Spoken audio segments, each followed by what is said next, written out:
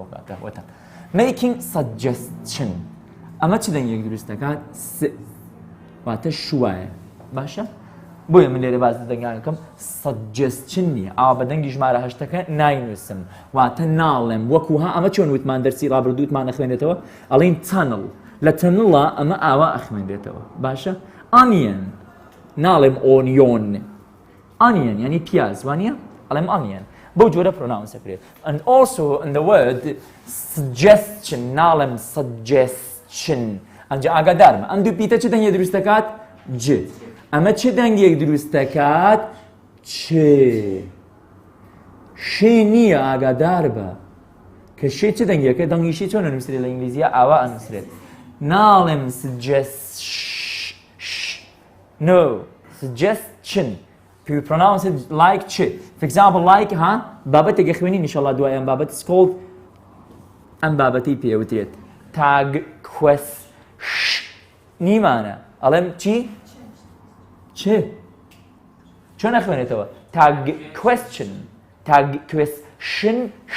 نیمانە ئاگادار بە چی مانەیە چ چۆن پرۆناونس دەکرێت بەدەم نی چ بۆیە ئینووسم بۆی کە بزانی ئەگەر سوت پشتێکی وا هاتەوە بزانی the word suggest چییە verb suggestion چییە ناونە بۆیە ئەمانە ئەنووسم تکایە ئاگادار بە چونکە ئێمە پێویستمان بە شتێکە ئەمساڵ it's called vocabulary بابەتێکمانەیە پێوترێ vocabulary لە ئیمتیحانی بەکەلۆریە 10 دەرەجە لەسەر vocabularyە ئەو هەموو ریدینگە ئیخوێنین لە ئازاد قادر لە نیویۆرک لە مسکەیت ڕێلی لەکوێ 8 دەرەجە 10 دەرەجە ئەم ساڵ نەبێت کە ساڵی ئەم ساڵ نەبێت دەوری دووەم 16 دەرەجەی تیاتێتەوە ئەم ساڵ دەوری دووەم ریدینگ چەند یونتمانەیە 8 یونت ڕێک هەر 8 دەرەجەی تیاتێتەوە بای چەند دەرەجە هاتێتەوە 16 دەرەجە بەس لە ریدینگ هاتەوە ساڵ شتی وا کەمە نییە ئەپیسۆد 8 دەرەجەیە مساڵێ 8 20 16 8 20 گرامەرە هەم گرامەرەی خوێنیم 38 دەرەجە 40 دەرەجە 36 دەرەجە بۆڵێم 36 38 40 هەندێک ساڵ هەندێک بابەت پرسیاری دەرەجەی زیاتری دیاتەوە بۆ منێ ساڵ ریدینگ 16 دەرەجە هاتبووە 2 دەرەجە لە بابەتێکی ترکەمە کە ئاواهی بۆی تەوازنەکە بکاتەوە 100 دەرەجە بابەتی vocabulary 10 دەرەجەی تایە vocabulary ئەمانە verb noun adjective adverb 2 دەرەجەی تایەتەوە پێناسەکان we have 53 definition 53 پێناسەمان هەیە 2 دەرەجەی تایەتەوە یەک دانەیەتەوە لە 53 دانە کە چەند دەرەجاکە 2 دەرەجاکات باشە ئیتر بەم جۆرە بێ ئەمانە بزانم بۆی ناو بەناوم باسییانەکەم so in making suggestion divided to 3 parts دا بەشە بێ بۆ 3 بەشی یەکەمیان the rules that we have in making suggestion یاساکانی کە هەمانە we have چەند 1 2 3 4 we have 4 rules in making suggestion 4 یاسامانەیە in 2 of them we have چی full stop لە دوانێنە full stop مێ کاتێک ئیمتیحانیەتەوە پرسیارەتەوە بۆ یەڵم هاکی پرسیار بزانە کاتت بۆ ئەگەڕێتەوە سیری پرسیارەکە ئەەکەم ئەمە پرسیاری ژمارەیەکە لە کۆتایی پرسیارەکە فول ستۆپ دانراوە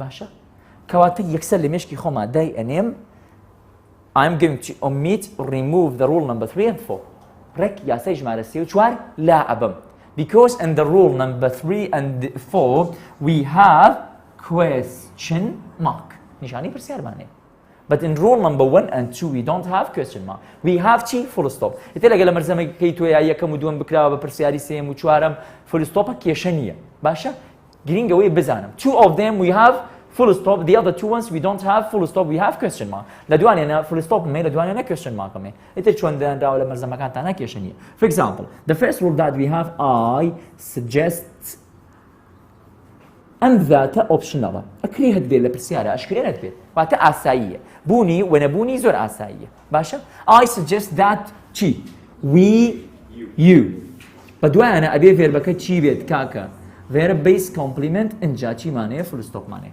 واتە لێرەدا using to ها ئەگەر لێرەدا to یەک بەکار بهێنرێت لێرە لەم ناوڕاستە ئەبێت یان نابێت غەڵەتە تکایە چکە من ناڵم I didn't write infinitive rather than that I wrote verb base نەمنووسی infinitive وتم infinitive یعنی چی دەرسی ڕابردوو to verb base to base بەڵام لێرە یاڵم چی بەس ئەڵم verb base واتە نابێ ئەو تووە هەبێت نەڵێ وەڵا بۆ سەردەم وتنی خۆشترە لەو لاش ئەوش دوایی بە قوربان تەبێ 2 دەرەجەت لێسەنێت باشە لەبەرەوەی ئەو خۆشیەمان ناوێ ئێمە include speaker I suggest we پێشنیارەکەم ئێمە خۆشمیتیە وانە کەوتم I suggest we واتە منیش لەو قسەکردنەکەیە هەموانە I suggest we go out پێشنیارەکەم بچینە دەرەوە کێ ئێوە یان منیش هەمومان کەواتە لێرەدا ئەگەر بڵێم I suggest we ئەم یاسایە بەس لە یویەکەیە وتم وایە پێی ئەڵێن include speaker واتە قسەکەریش کە منم قسەکەرەکە لێرەدا بەشدارم لە پێشنیارەکەدا بەشدارم لە پێشنیاردا بەدوێنێ بە I'm going to say I suggest you study hard for the exam ئەم جارە من پێشنیارەکەم بۆ کێ بۆ تۆ بۆ کەسی بەرامبەر باشە تێگەشتن چۆنە بێ ئێستا کاتە and I suggest you doesn't include speaker بەشدار نییە سێری لێ تەس کرد ئەم ساڵ هاتوێتەوە ئەم ئێس تکایە ڕوونی یەکەمەوە ئێسمان هەیە لە زمان ئینگلیزیە لە سێ شوێنە 1 2 3 in let کە لێرەیە من مەبەستمە جارێ باسی ئێرەکەم ئینشاڵڵا دواتر باسی دوانەکەی ترتان بۆکەم لە بابەتی تاگ کوێستشنە ئەم ئێسە لێرە داکورکراوەی تکایە US ئەس ئەم US یان نامە ئەمریکا یانی United States بە کەپیتەڵ ئەبێتە ئەمریکا بە سمۆڵ ئەبێتە ئێمە چکە فەرقەکە باشە وەکو وشەی GOD وەکو وشەی GOD ئەمە چی؟ ینی ئەو خواوەندەی کە کەسێک دروستیەکە ئەی پەرستێت بت ئەمەیان ینی ئەڵڵا باشە ئەو خواوەندەی کە خۆمانەی پەرستین کە ئێمەی دروست کردووە خالق باشە بە سمۆڵ بە کەپیتەڵ واتاکەی ئەگۆڕدرێت ئەو USش بە سمۆڵ و بە کەپیتەڵ واتاکە ئەگۆڕێ ئاگادار بە لێرەدا US ینی M کاتە us is the abbreviation of US و ئەم ئێسە لە دوو شوێنی تر ئایخوێنی ئینشەڵڵا یان کورکراوەی ئێزە یان هاسە ئەو دوای ئینشەڵڵا تا کوێستشنە باسی یەکەین باشە بەڵام جارێ now we learn that is the abbreviation for us واتە ئێمە باش after let us we always have to have verb base complement ئیتر ئەوە full stop لە دواییە باشە کاتە ئەبێ بڵێن let us کاتێک گەڵم let us یعنی ئێمە یعنی منیش دووبارە لە قسەکردنەکەدا بەشدارم include speaker واتە سپیکەریش بەشدارە ئەنجا بە let us هیچ پێی وترێکی simplest form of suggestion سادەترین شێوەی suggestion کام یاسایە let's سادەترین شێوەی making suggestion وا یاساکان بەم جۆرە ئەناسرێنەوە باشە what is ئاگە لە ئیمتحانە بێتەوە بۆ شایی is the simplest form of suggestion A I suggest B why not C let us D what about kata is the simplest form of making suggestion كاميانا ليك حالتي علم شيء let us باشا let's is the simplest form of making suggestion تيجيشتن شو أنا ما بسم لشيء كيستعين بسم أيلم فبسم لوي rule number 3 in rule number 3 we have why not plus شيء verb base complement دوباره ليه شاتشيا verb base مهير سي بايك نمونة لتنشتي هريكي كان بنمونة rule كمو قلهم I suggest you come ال پیشنیارەکەم بۆ تۆ کە زوو بیت let's go to the party دووبارە لە دوای لێتەس چیم دانا go مامۆستا تۆ وتی نابێت تو هەبێت وتم نابێت تو هەبێت لەکوێ پێش وێ بک لە دواوەی ئاساییە کێشەنە why not study for the maths why not study for the subject نیشانەی پرسیان لە کۆتایی ڕستەکەی ئەمانە what about لە دوای what about 1 2 3 سێشتم هەیە چی دەست خۆش verbi ing noun phrase compliment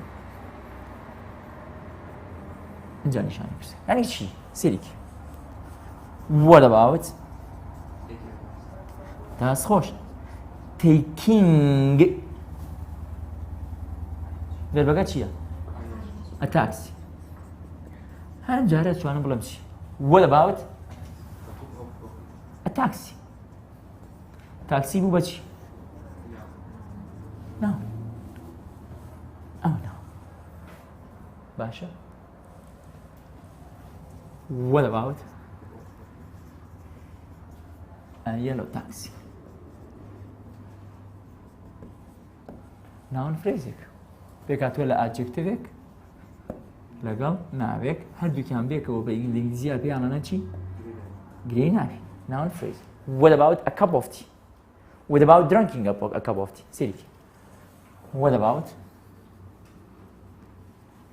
drinking a cup of tea drinking لە verبەکە چی بوو؟ ئاچ دروستە؟ ئەشکرێ بڵێم چی؟ what about a tea چیەڵی دەربارەی چاییەک چایەک بخۆینەوە ڕاچی سەر خواردنەوەی چای what about a cup of tea noun phrase verb ing ئەمە چی بوو؟ ئەمە پێوترێ بابەتی چی؟ بابەتی suggestion ئێستا بەسەر بابەتی چی؟ ئێمە سەر حاڵی دووەم و سێمی suggestion کە بریتیە لە چی؟ agreement or disagreement to someone's suggestion. For example, I'm going to make an agreement for you. For example, I'm going to say, let us play violin. Let us play violin. I'll show agreement, show approval, show an acceptance. سيرك. Agree. يعني شي؟ agreement. بيش يوتريتي accept it بيش يوتريتي agree accept it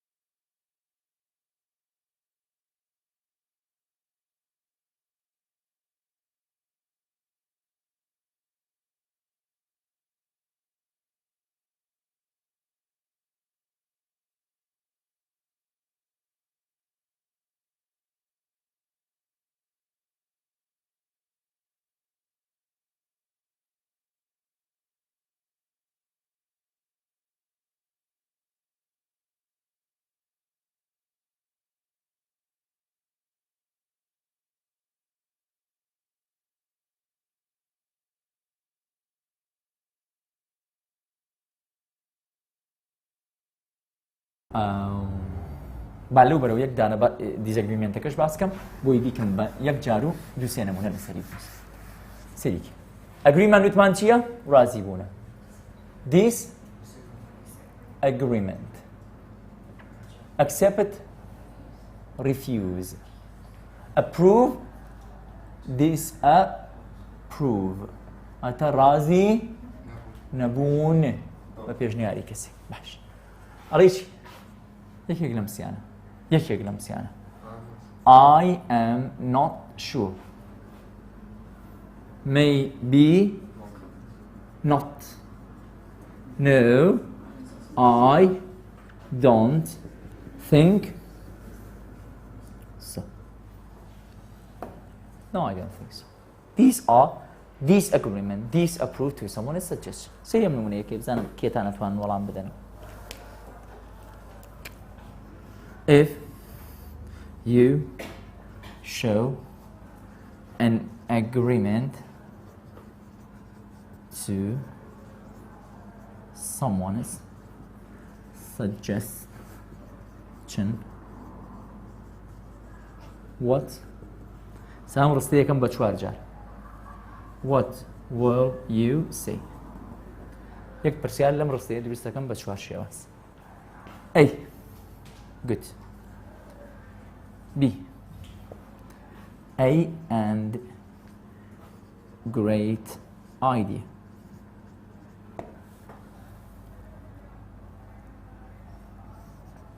C.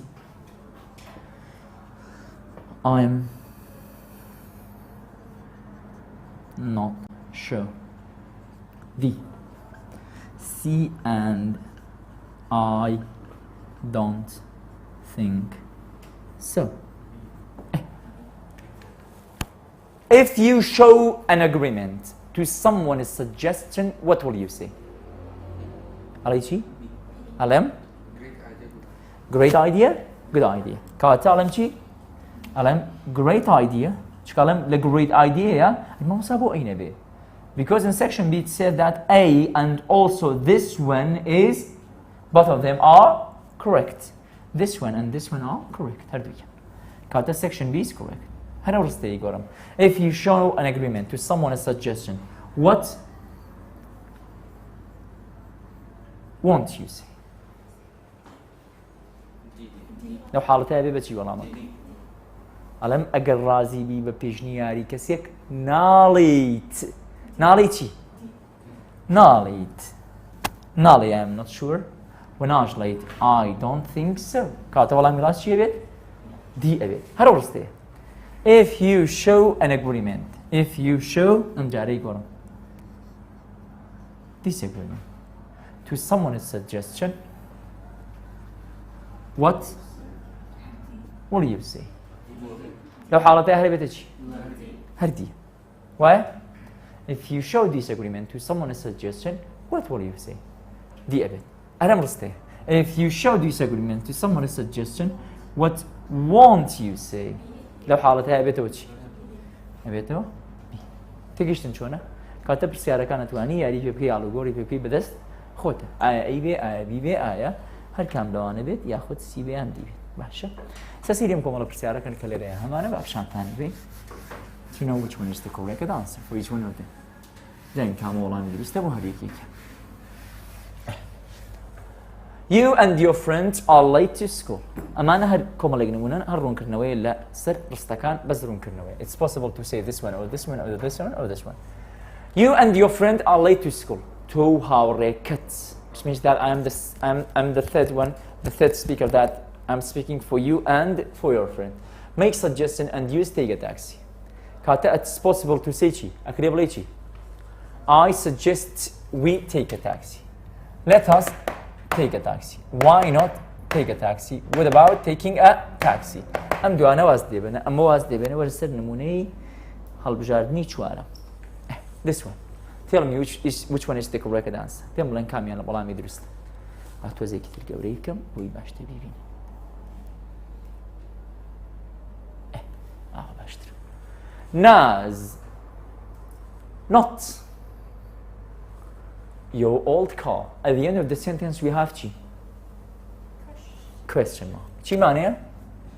Question mark. Adam, good idea. Good idea is the expression that we heard in agreement to someone's suggestion. درسته? Expression كلبابتي making suggestion argument. And in the second part, if you take a look to that sentence, consists of chambers. 2, 3 parts. Pick the chambers. Yek. Do se. Kata 1, 2, 3. 1, 2, 3. 1, 2, 3. Hamiyan. Sebash. If you take a look to here, in which rule do we have not? لكام لا ساكن دا not man هبو. And I suggest you we verb base and let us verb base in why not? Why not? Kata why not? And why not do we have a question mark? لما ينتا نشاني برسيار بان هبو بهاله أو نشاني برسيارة كواتا تنها يا ساكاني why not بهاله روح why not نبو واني ترخيرات شيء يبكى omit remove it لا ينبرا why not a bit why شيء لا برا كواتا داني قلاتشو سيان ماوت لقال why not أبي فيربكة شيء بيت base بيت why not verb base بيسا بله أما راست Why not verb base? هەڵەیە کاتە سیش بوو بە هەڵە why not verb بیسە بەڵێ تا ئێستا دوان ڕاست دروستە ئێمە سەر بەشی ئێرە دوای دیە لێرە لەم بەشەدا نیشانی پرسیارت هەیە نا full stop مەیە کاتە I'm going to remove the rule number 3 and 4 why not what about چی لێکەین لا بین either it's I suggest you we or let us what about لەگەڵ ڕستی چیا بەکارێنرێت question ئەبێت بۆ ئێرە کاتە چی لێ هەڵێ I suggest that you buy a new one کاتە وەڵامی چی ڕاست ڕاست تێگەشتن چۆن وەڵامە دەنەوە لە ئیمتحانە وەڵام بیتەوە the right one is ڕاستەکە یەکێکە لەمانە we don't say good to make a suitable suggestion we don't say یعنی چی ئەوە ناڵێن باش B first you have add your detail express giving instruction C why not try harder and write your new report D all are correct D یەکێک لێ وەڵامەکەم پێ بڵێن A بڵێن B بڵێن C بڵێن D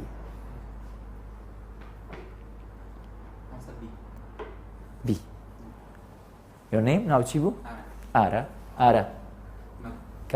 کاکە ئارە بی ئەمە یەک کێ لەگەڵ ڕاکەی ئارایە who is agree with Ara's suggestion with his answer B ئەمە دووە کیتر یەتە ڕیزەوە B ئەمەسیان نایزانم ئەڵم کیچ وەڵامێک ڕاستە بۆ هەنا تۆڵی یەکەم ڕاستە کیتر ئەی ڕاستە کیتر ئەوانەی تا ئێستا دەنگیان نەیاوە دەی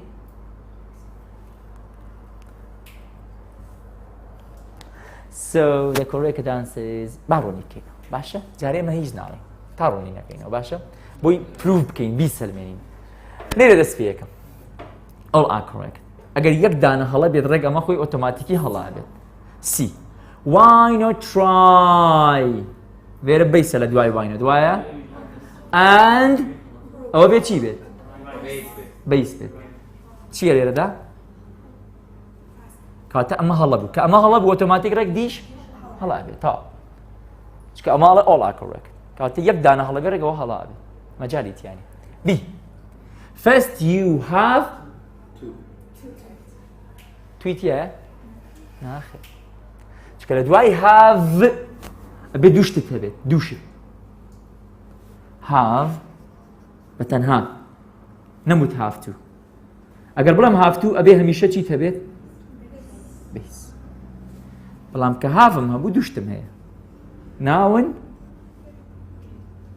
لە تاکوێستن ئایشەڵا باسی یەکەم باشە جارێم ماوانە بۆ تاکوێست ئایاوە ناونە ئایەوە فێرە پیپیە نەخێر کاتە ئەمە چییە هەڵەیە و هەروەها ناشبێتە ئینسترکشن چکە فێر بکەت ڕاستە بیسە بەڵام چیتیانی تویتیانی تکایە لە ئیمتحانە بێ ورد بی ورد چکە جاری وایە لە هەڵەیەکی زۆر بچووکە سەهێنێتە دەرەوە فیەکەنی دڵە خۆشە دەبێتە 98 96 76 56 کوڕە بەزوازی دەبێن تا ستۆپیکە بەس چکە وامان لێ هاتوو هەمومان دوو هەڵە 4 5 6 زۆرە بێت لەبەرەوە بێ وردبی زۆر وردبی ئەگەدان ئەی وتم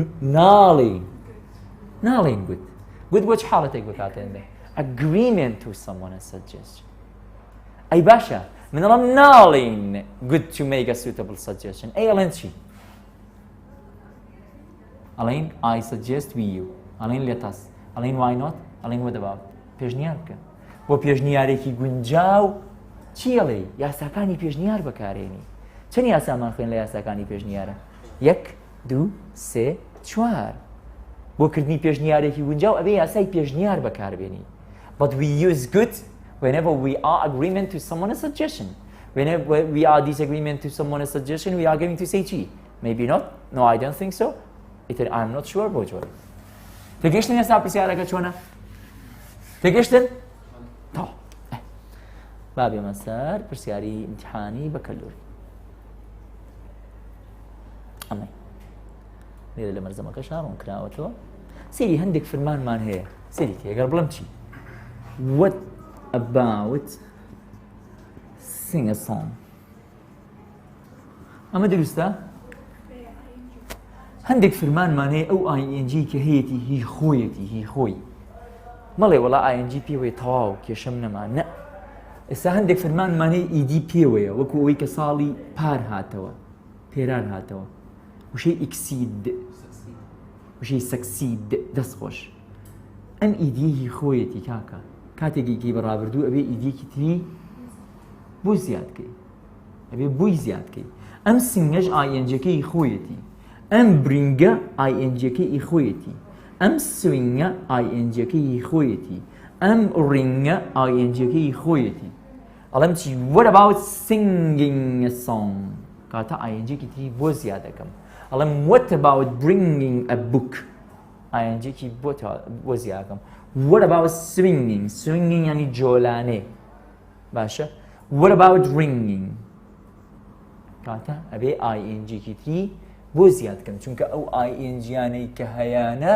هی وشەکە هی خۆیەتی کاتێکی گۆڕم ING دووەم بە دوایدا پێویستە پار زیاد بکەم وتمان quiet formal suggestion بە کام یاسایە ئەوترێت بە یاسای I suggest ئەوترێت چی یاسایەک quiet formal include speaker لێتاس لەگەڵ چیە هەمانە I suggest ویە doesn't include speaker or do not include speaker why not ئەم وەتەباوتەش دەتوانن زیادکەن ئەگەر مەرزەمەکانتان لایە چکە وەتەباوتیشی تایە سادەترین شێوەی سەجێستن چی یاسایەکە وتمان یاسای I suggest ئێستا سێری نمونونەکان کەن بە وەڵام بدەینەوە ئێستا بۆ ڕستەی یەکەمە لە ئەکتیڤیتی بووکەکەشتان ناتیایەتی دواتر ئینشاڵڵا سێرێکی ئەویشەکەین سێری ئێرەکە you prepare yourself فولستۆپت هەیە you بەکاراتەوە کام یاسایە I suggest کاتە کام یاسایە وەڵامی B talk about self-organization شڕ یاسایەکە یاسای لێتەس چۆن نەزانم فولستۆپە لێرەیە چی بەکار نهاتووە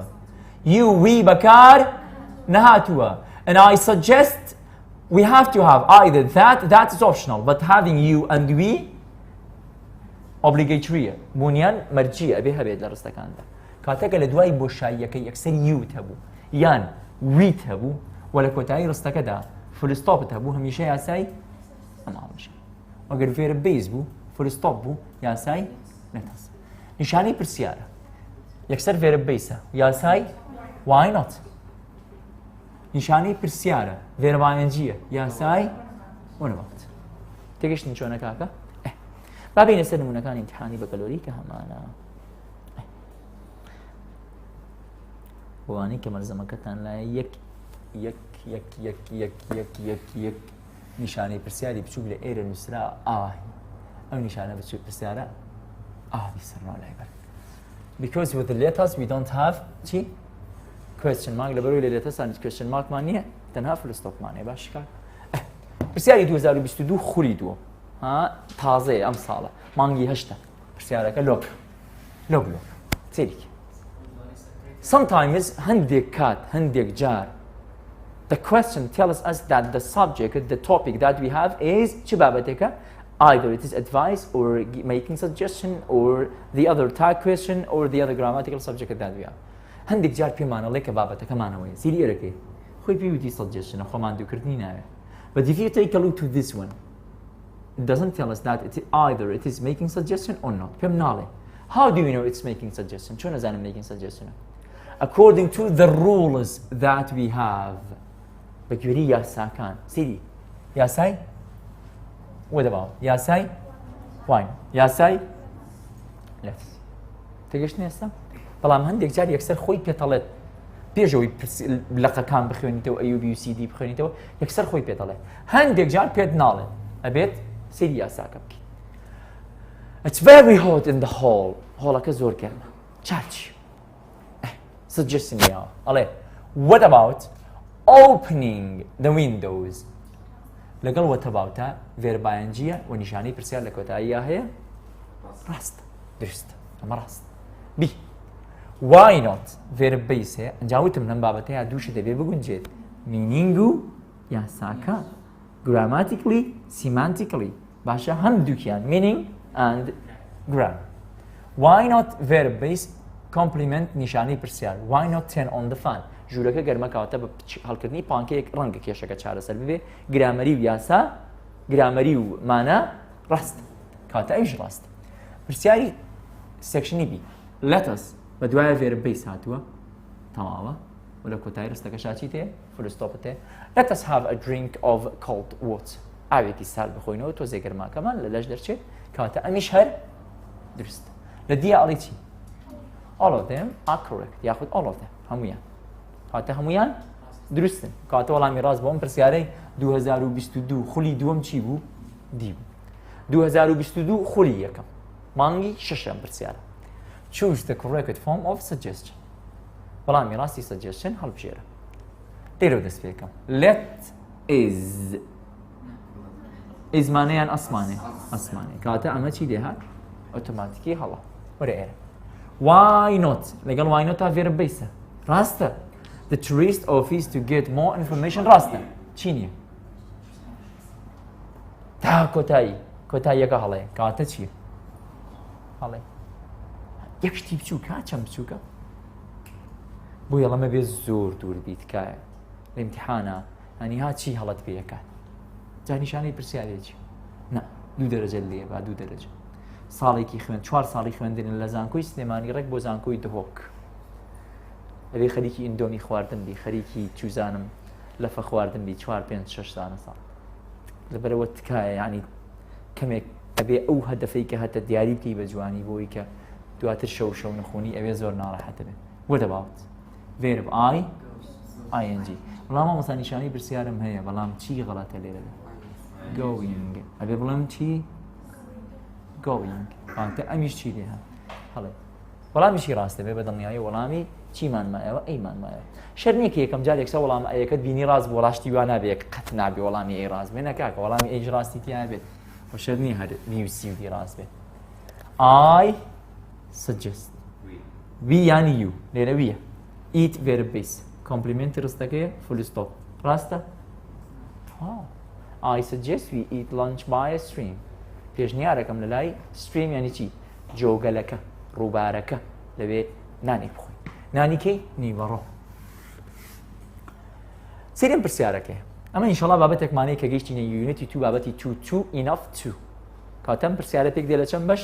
پێک دێ دووبارە لە چەند بەش؟ لە 2 بەش. ئەگە سێری ئەو ڕستەیەکەی لێرەدا The football field بۆشایی ئەمە بەشی 1 ئەمە بەشی 2. باش.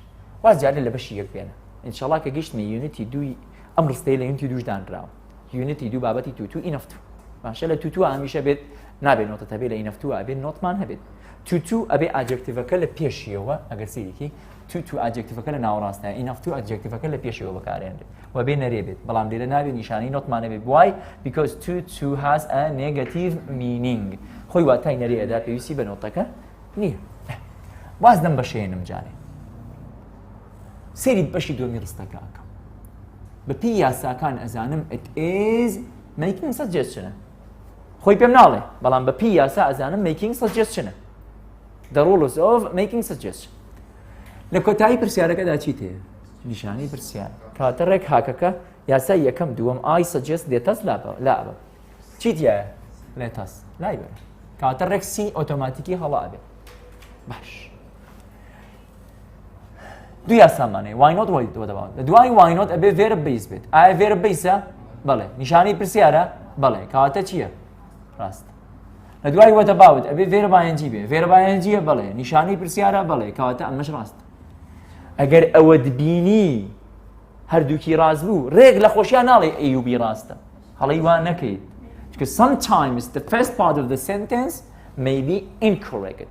هەندێک جار لەوانەیە بەشی یەکەمی ڕستەکە هەڵەی تیا بێت. شەرت نییە هەر کاتێک بەشی دووەم ڕاست بوو هەردوو بەشەکە ڕاست بوو کەواتە لێرەدا نووسراوە A and B are correct کەواتە ڕێک وەڵامی دی هەڵەبژێرم. نا. You have to take a look to the first part of the sentence also.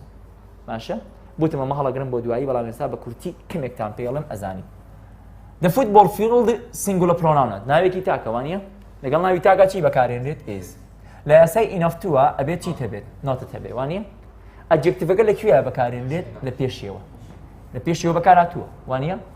enough is not dry enough to لە دوای enough to شەبێ verb base بێت ڕاستە ئەرە وەڵام هەمووی ڕاستە کاتە وەڵامی ئەی چییە ئۆتۆماتیکی دروستە لە یاسای تودا ئەمە سەبجەکتەکە تاکە کاتە ئیس بەکارهاتوە کێشەم نیە لەگەڵ تودا ئەبێ ئەجێکتیڤەکە لە ناو ڕاستە بێت نۆتم هەیە نەخێر کاتە ڕاستە لە دوای تۆکەش بێ verb base بێت ئەمیش ڕاستە ئەمیش ڕاستە کاتە لەو حاڵەتەیە ئەی و بی هەردووکیان ڕاستن وەڵامی ڕاستی ئەو ڕستەیە چیە بێت وەڵامی دی ئەبێت کاتە بێ ورد بم لە وەڵامدانەوەدا تکایە ئەبێ کەمێک بە وردی پرسیارەکان وەڵام بدەم ئەو ئینشەڵات با بچینە ئەبێ لەوێش هەمان نمونەیەتی یا باسی یەکەمەوە جارێکی تر سیری اینجا ئیتر پرسیارەکان دەستەکەین بە ئیشەکەی خۆمان چیمانەیە فولستۆپ یاسای سێەم چوارم why not what about لابن what about why not لابن تا ئەمە چی پێویستەکە من 3 دقیقە بۆ پرسیارەوە بکوژم پێویست ناکە بزانە بەسی چرکە وەڵامە دەیتەوە یان نا نیشانەی پرسیارم نییە فولستۆپمەیە دوو دانە لە ئاچێت لێرە یەکسەر verb base-مەیە کە verb base-مە بوو یەکسەر چییە I suggest-یش لابم یاسای لێ تاس ئەگە لێرە you ویم هەبوایە I suggest we go to the museum if you have time تا ئەگە لێرە you یان we هەبوو ئەمان وت چی choose the correct suggestion خۆی یاساکە پێتەڵە چییە ئایا لێرە پێی وتم suggestion-ە نەخێرم بەچی ئازانیم بە یاساکان سیریەکەی پێشنیارێک بکە بۆ ئەم بارودۆخەی کە هەمانە کوڕێکمانەیە ناوی کاروانە I always get lost when I drive سایقێکی باش بێ ڕەنگە بەڵام شوێنەکان باش نازانێ I always get lost when I drive کاتێک شۆفێری یەکەم شوێنەکانم لێونە بێت لێم تێکەچێت ئەمە یاسای چی یاسای وێنە لە پۆلیدەیە ئەو یاسایەتان خوێندە و مەزەم ساڵ لە پۆلی 12یان ناخوێنێت لە پۆلی 11شان ناخوێنێت when if present simple ئەگەر سێری ئەو ڕستانەکەی لە هەردووکیانە present simple هەردووکی present simple I always get lost when I drive کێشەمان ئێمە لەگەڵەوەیان نییە دارەوان چییە کات suggestion بۆ کیە کات چکە خۆی وتێتی چی دارەوان پێشنیار بۆ کیە کات بۆ خۆی ئەکات بۆ کی ئەکات کاتە لێتەس بەکارهێنرێت I suggest we بەکارهێنرێت we بەکارهێنرێت نەخێر چکەم پێشنیار بۆ کی ئەکات بۆ کاروانەکە لەگەڵ why not تا نیشانی پرسیارم هەیە بەڵام بەبێ verبەکە چی بێت ئەو دیەمانەوێت نەخێر کەواتە بوو بەچی هەڵا I suggest بابینێرە what about two وتم نابێت تومان نیشانی پرسیارەکە ڕاستە بەڵام ئەوە غەڵەت کەواتە غەڵەت لێتەس لەگەڵ لێتەس هەبێ نیشانی پرسیارە هەبێت نەخێر ئەویش I suggest that you دارەوان ئەڵێ من پێشنیار بۆ کی یەکەم بۆ تۆ کاروان use verb base-ە بەڵێ فولستۆپە بەڵێ کاتە وەڵامی ڕاست چی تێگەیشتن ئێستا چۆنە کاکە How can we get in touch with Mr. Pedro سەیری ڕستەکەکەیە کۆتایی ڕستەکە چی داناوە نیشانی پرسیار کاتە یاسای لێتەس ئەبێت I suggest we you ئەبێت نەخێر کاتە دوو یاسا ئەبێت why not what about سەیرێکی what about ئەبێ verb چی بێت ing بێت ing-ە ing نییە why not ئەبێ verb چی بێت base verb base-ە نەخێر لەبەرەوەی نیشانەی پرسیارە یاسای لێتەس بەکارهێنرێت نەخێر what about phoning him کاتە چی ڕاست وەڵامی چی ڕاستە بێت لە ڕستەدا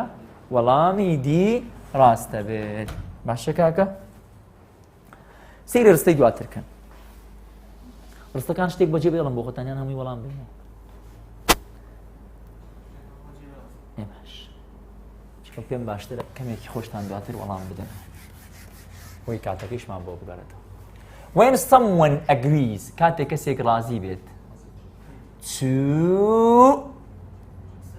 a suggestion نه the expressionەکە ئەبێتە چی ئەبێتە ئەمەیان یان ئەمەیان good idea کاتە چی ڕاستە ئەی ڕاستە I can't use my laptop باش کۆتایی ڕستەکە چی هەیە کاتە لێتەس I suggest لا ئەبم چی مایەوە why not what about لێتەس I suggest لا ئەبم یان ئەمە use هاتووە verb base وانە کاتە کامیانە why not ئەویش لا ئەبم تا وانیە ها چەند ئاسان وەڵامە دەینەوە ئەڵێم چی why not use your brother's desktop why not use your brother's desktop I feel bored in doing this کۆتایی ڕستەکە چی بەکارات کاتێ یاسای I suggest لێتەس دابە I suggest لێتەس دابە وێرە بیسە ئەمەیانە نەڵی وەڵا لە بەرەوەی ING پێوەیە کاتێک سەر وەتە بات نا ئەو ING هی خۆیەتی ئاگادار کاتە ئەمە هەڵەیە if we disagree to a suggestion we say چی ئەڵێن بەدڵنیاییەوە ئەڵێن چی maybe not سری ها پرسیارە ئاسانانە we say when we don't agree یعنی چی هەر یعنی ئەوە don't agree لەگەڵ disagree یەک شتن هەمان شتە we say چی کاتێک ڕازی نەبین ئەڵێن چی ئەڵێن maybe not ئەڵێن I don't think so کاتە ئەم دوانە چی هەندەیە یان ئەمانە بەشی یەکەمی هەردووکیان ڕاستە ئەبێ بینە بەشی دووەمی پرسیارەکە چونکە پرسیارە پێک دێ لە بەشی یەکەم لەگەڵ بەشی دووەم but when we say good idea چ کاتێک ئەڵێن good idea کاتێک ڕازی بین کاتێک ڕازی بین یان کاتێک ڕازی نەبین کاتێک ڕازی بین کاتە وەڵامی دیش چی لێ هات بوو بە هەڵا تێگەشتنی ئێستا کاکە ئێستا ئەو دوو سێ پرسیارەی کە ماوە بۆ خۆتان بێت ئێمە now we are going to talk about the discussion that we have between ئازاد قادر and Miss Kate Welly گفتوگۆکەی نێوان ئازاد قادر و Miss Kate Welly باسەکەم یا الله با بێمەوە سەر کتێبەکە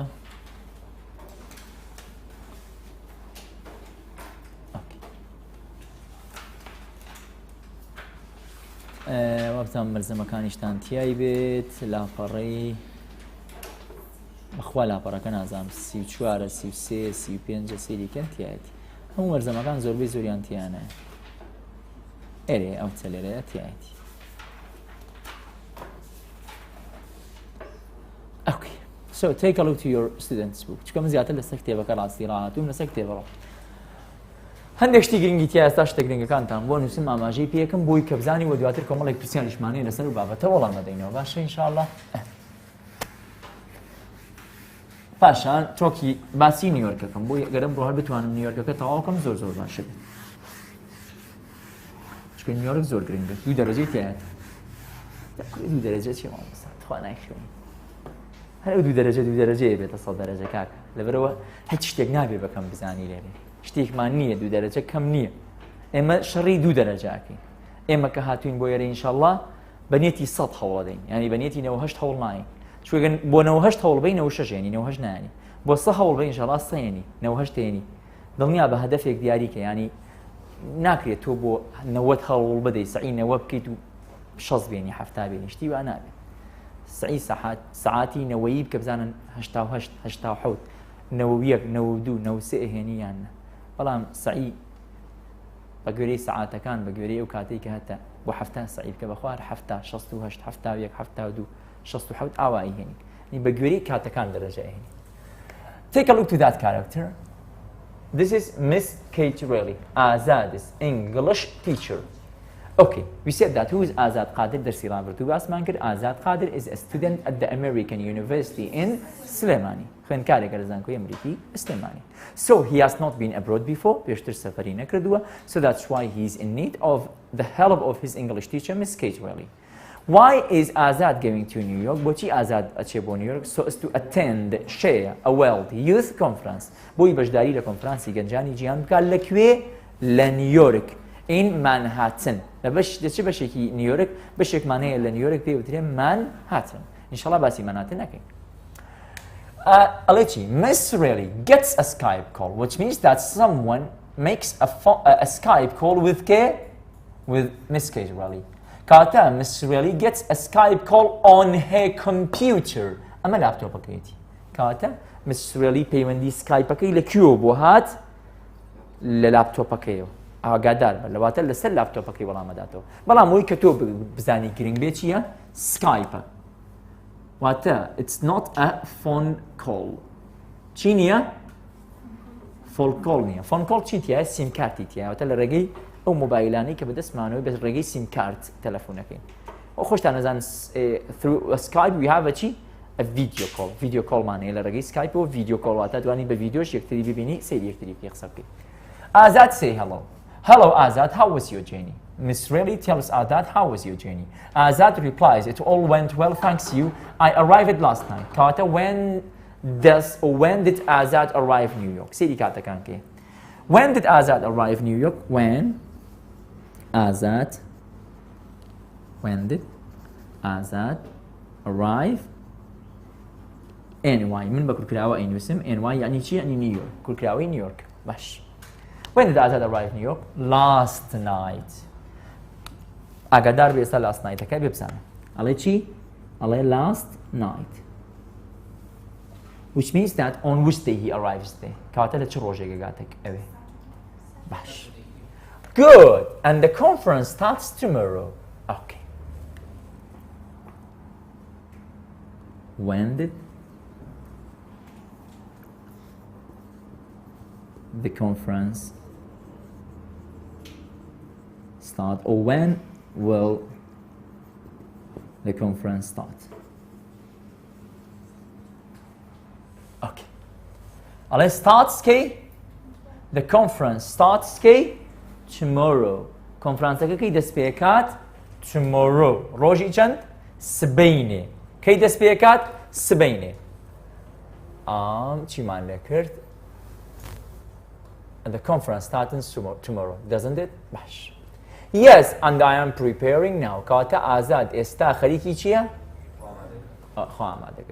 كاتا at the time that Azad tried to speak with Miss Kajwali لكاتي قسە کردن آزاد at the time that Azad speaks with Miss Kajwali قسە لەگەڵ Miss Kajwali ئەکات Miss Really he's چی ئەکات preparing خۆی ئامادە ئەکا بۆچی he's preparing himself for the conference talk بۆ چ ڕۆژێک بۆ ڕۆژی کۆنفرانسەکە ئافرین for the conference talk on ئێرە ئیشم پێ ئەبێت باش. Azad's first presentation. Azad's second presentation. Azad and Stella. باشە هەموو ئەو ڕۆژانەمان هەیە ئێرە ڕۆژێکە باش ئێرە کاتە لە ڕۆژی شەممەوە بەزمەکە دەست پێ کات کە هەمان. No, that's on Tuesday. Kata, but aren't you giving your presentation? ئەڵێ تۆ پریزنتیشنەکەی خۆت پێشکەش ناکەی سبەینێ are you وانە؟ No, that's on Tuesday, which means Azad's first presentation is on Tuesday. Era Tuesday, sategishtin. When the conference will start, okay? When will the conference start, okay? Conference kay despekat. Kay despekat. Monday. A day before he gives his first presentation. یەکەم پریزنتیشنی ئازاد ڕۆژی سێشەممە کێی واڵێ خۆی واڵێ وانە؟ ئەی کێی کۆنفرانسەکە ئەکرێتەوە ئەو ڕۆژەی کە ئەکرێتەوە ئازاد قسە ناکە پریزنتیشن پێشکەش ناکە بەڵکو ڕۆژی دوای ئەوە پریزنتیشنی یەکەمی خۆی پێشکەشەکات. کەی کۆنفرانسەکە ئەکرێتەوە لە ڕۆژی چەند شەممەدا؟ مەندەی دووشەممە کەواتە کەی قسە ئەکات لەگەڵ Miss Kajwaliە؟ On Sunday. ئەی کەی گەیشتە نیویۆرک؟ Saturday هاڵێ last night یعنی چی؟ یعنی Saturday evening or Saturday night کێشەمانە ڕۆژی شەممە ئێوارەکە یان شەوەکەی گەیشتو. تێگەیشتین ئێستا کاکە؟ ڕۆژی شەممە ئێوارەکە یان شەوەکەی گەیشتو. تێگەیشتین ئێستا؟ یەکشەممە he makes a Skype call ناڵم phone call ئاگاتان لێبێ وتم چی؟ وتم Skype call لە ڕێگەی سکایپەوە قساکات چونکە لە ئیمتیحانە هاتەوتی فۆن کۆڵ هەڵەیە چی سکایپ کۆڵ بەس سکایپ کۆڵی هەیە لەگەڵ کییە لەگەڵ مسرێلیە بەڵام لەگەڵ ستێلادا فۆن کۆڵە لەگەڵ مسرێلیە سکایپ کۆڵە کاتە ئازاد ڕۆژی شەممە ئێوارەکەی شەوەکەی گەیشتە نیویۆرک یەک شەممە قسە ئەکا لەگەڵ مسرێلیدا و یەک شەممە خۆی ئامادە ئەکا بۆچی بۆ کۆنفرانسەکەی بۆی کە لە ڕۆژی سێشەممەدا قسە بکات واتە لە یەک شەممەوە خۆی ئامادە ئەکا بۆ چەند شەممە سێشەممە هەر also in the same day لە هەمان ڕۆژدا ئەچێ بۆ کوێ CP Central Park of New York هەر ڕۆژی یەک شەممەش ئەچێتە کوێ ئەچێتە Central Park after he speaks with with Miss Riley and Stella دوایەوەی کە قسە ئەکا لەگەڵ Miss Riley و Stella هەر ڕۆژی یەک شەممە بەتەنها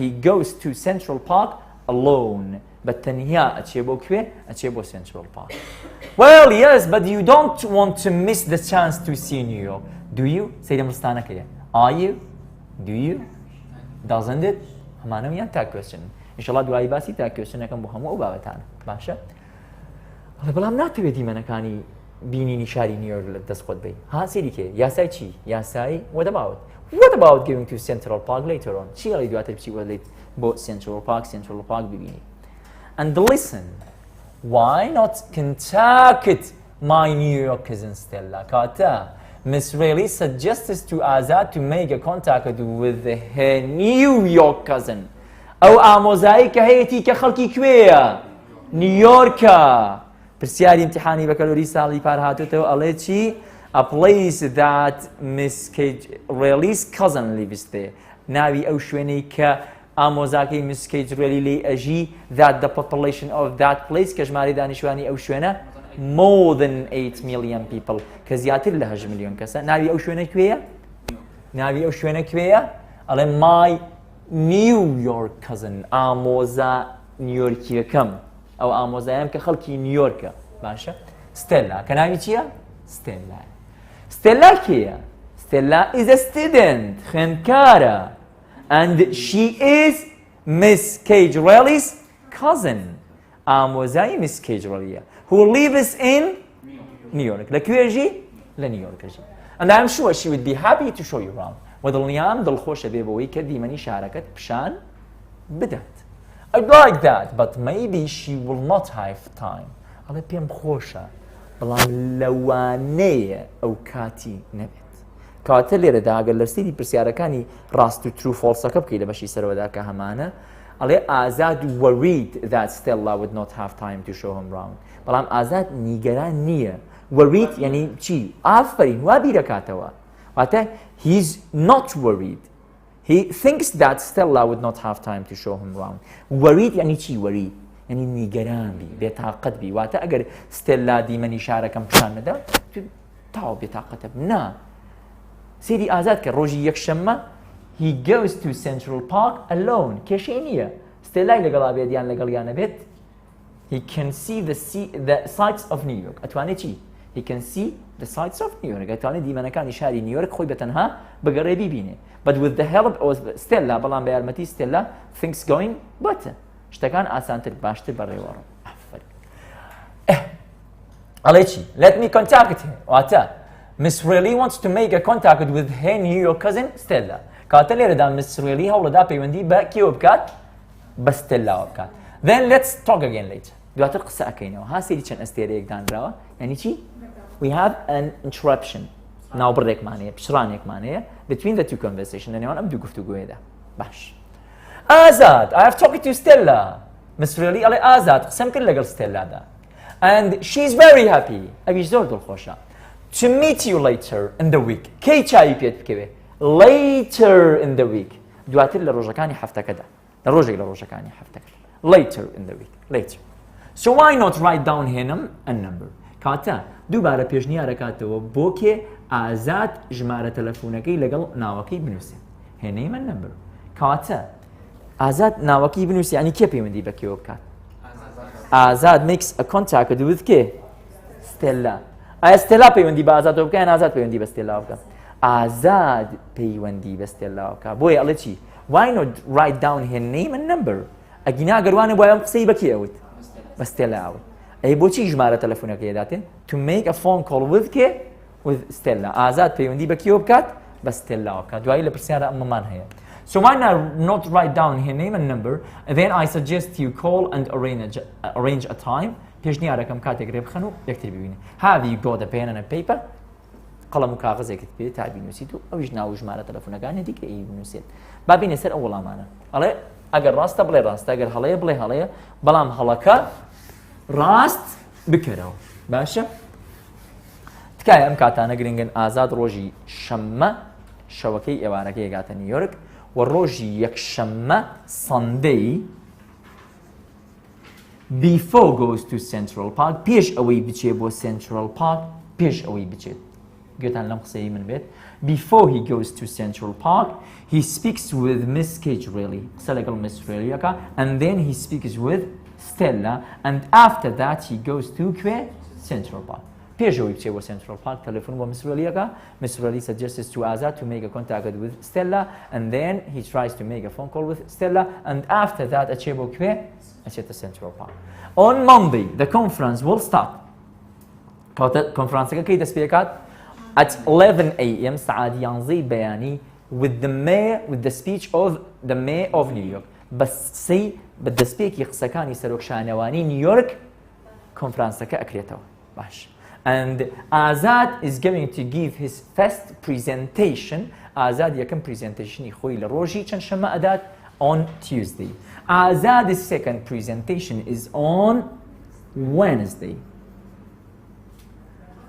Stella is going to show Azad round on Thursday Stella دیمەنەکانی نیویۆرک پیشانی ئازاد دەدا لە ڕۆژی پێنج شەممەدا دوایی باسی ئەو بەروانانە هەر هەمووی ئەەکەمەوە جارێکی تر بەڵام ئەمە جارێک کورتەیەکە دەربارەی ئەمانە کە تۆ پێویستەکات بیزانی سیریەم پرسیارانەکە پرسیار یەکەمەڵە چی ئەڵێ ئازاد used his mobile phone to call Miss Reilly نا ئازاد used his Skype کاتە بەس مۆبایلەکە بکە بەچی Skype بەس مۆبایل بکە بە Skype ئەگەر ئەوانە تیاشیانەوێت دەگەر کتێبەکە لاوێ ئەتوانی وای دەکەی دووەم کاتەمە چی ئەمە فۆڵسە چووەکەی ڕاستکردنەوەکەی چی ئەمەیە دووەم he was preparing his conference talk بەڵێ باسمان کرد لێرە داوتمان چی Azad was preparing he's preparing himself for the conference talk on کەی بوو خۆی ئامادەکە بۆ ڕۆژی سێشەممە کە یەکەم پریزنتیشنی خۆی ئامادە بکات پێشکەش بکات کەواتەمە چییە true ڕاست سێم وتمان Azad was worried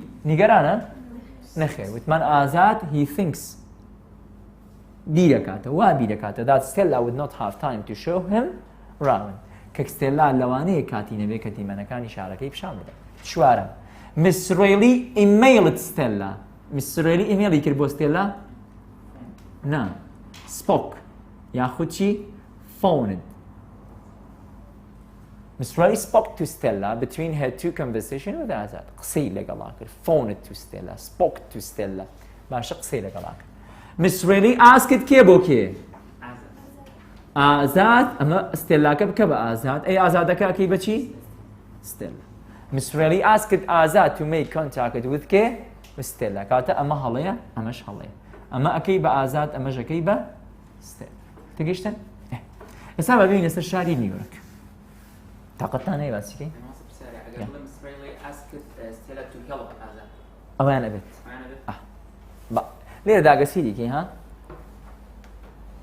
ئەگە لێرەدا سیریکی ئەڵێ چی I have talked to Stella and she is very happy to show you I would like that but maybe she won't have time let me contact her then let's talk again later داوای لەکەم Miss Reilly asked Stella for example to help Azad to show New York round بۆی شوێنی دیمەنەکانی شارەکەی پیشان بدات ئەکرێ بۆ جۆرە بێڵین بە بۆنە سەری نیویۆرک ئەمە نیویۆرکەکە ئیبینیت ئەمە we have the Statue of Liberty ئەمە وێنەی پێکەری ئازادیە کە هەمانە Statue of Liberty ئینتەرنێتەکەمان ڕەنگە باش کار نەکات بەڵام ئێستا لێرە شتێکتان پیشانەدەم کە لێرەیە هەمە ئەمە تەیارەکەی ئیتر ئەگەر پێڕۆن بیگرن بانەڕێ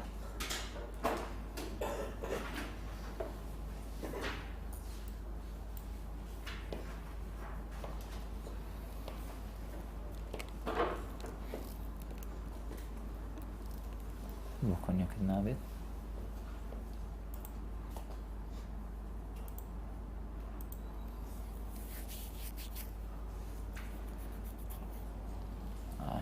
كتي أينما لا تاني إنترنت والله موبايلكم تياتي بس كونكتي موبايل نابت لابتوبك كونكت نابت استملر يا آخر كرنا كونكت نابت نيكاتو لك دقة ما نريب زين كامل بس شيء بقيم زين تياتي هواوي بي سمارت كي تيايا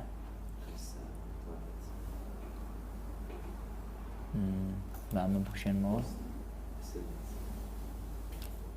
بركودي هنا شو يخش من الانترنت هي بزوي يخون نايكاتو موبايلك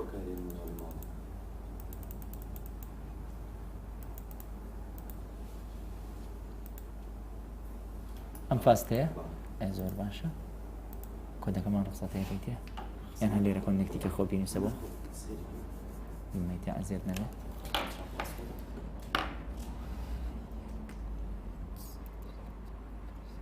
خوي بخوي دوباره كرتي چون خوي بخوي تا دوباره تا كرتي تا تا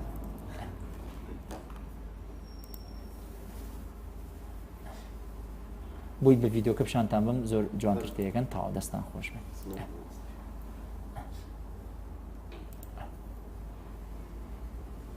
و بینید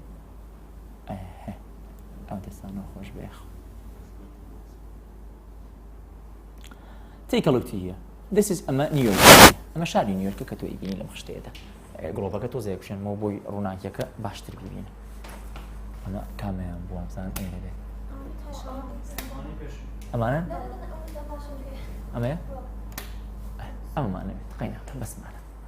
Take a look to here. This is New York City. أما شهر نيويورك. It consists of 1, 2, 3, 4, 5 bar. بيقدر لبينج ناوتشا.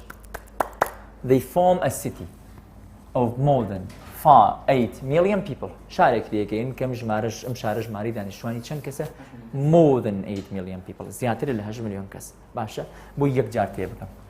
That place that we have in here is called Manhattan. أم شوني كهمانة area كإما زيادة بعض الأماكن بيوتي Manhattan. إيه أما Manhattan كسيرك. لدي ريكمي كتابك دا أجر سيري كتابك كم كليرة يا هما أوتها. أمان ما في الشوا فاضي إيشون بقى making suggestion نما أمان هلا. If you take a look to here, it's written on a sunny day, New York skyscrapers shine brightly as you travel into New York from JFK Airport. روجي كيروناكا just like today. You can see the New York skyscrapers. Skyscraper means تلارة هور بركان بنا برزكان. Take a look to the skyscrapers that we have in New York City. سيري بنا برزكان كان كلا نيويورك همانا أما منهاتنا أو بنا برزكان سيريانك. These are the skyscrapers that we have in New York City. هم بنا برزك همانا. It's called skyscrapers. بمعنى وتري skyscrapers. كاتا. From as you travel into New York كاتجشك يبوكيل لكيوبا. From JFK Airport. Kawata, we have an airport in New York which is called فروكخانية إكمانية لنيو يورك كبيرة وتري JFK Airport. كبو فروكخانية وتري JFK. Take a look to JFK Airport. سيري JFK Airport كان كليريا همانا. بوي كبزان. أما نيويورك JFK Airport استباسية كم أكيوتا كيو أكيوتا ناو بروكلين ناو. أكيوتا كيو أكيوتا بروكلين ناو. باشا بروكلين أوت. أم بشه همي بروكلنا أما أم فراواني كأيبيني أما همي بروكلنا سيري رسمي أو تيارب شو كي يلي بينا أما ناي شويني فروكا خانة كي شون علي مطاري سليماني يقدر زور قوري بيقولي ما ندوسي مطاري بيت يجي مطار كان بيوتري مطاري بون من سليماني يجي مطارنا in New York City we have 3 airports لنيويورك سي فروكا خانة ماني يجي لوانا JFK Airport John F Canadian International Airport سرقوا كوش داوكي أمريكا ككوشتيان بناي أو نانراو JFK Airport أو مطارك كاتا مطارك أكيد تجيب شيء نيويورك أكيد كان بشيء أكيد بشي بروكلين أكيد تجيب شيء كوا أكيد بشي بروكلين أم مطارك أما مطاري JFK Airport كاتا أم بشبشوكا أكيد تكشوا أكيد ناو بروكلين يساعدوا بارا نخشك جورا كمو ها كواتا ها أمم بينيوا أو منهاتنا أو بش سروا وسروا أرواحه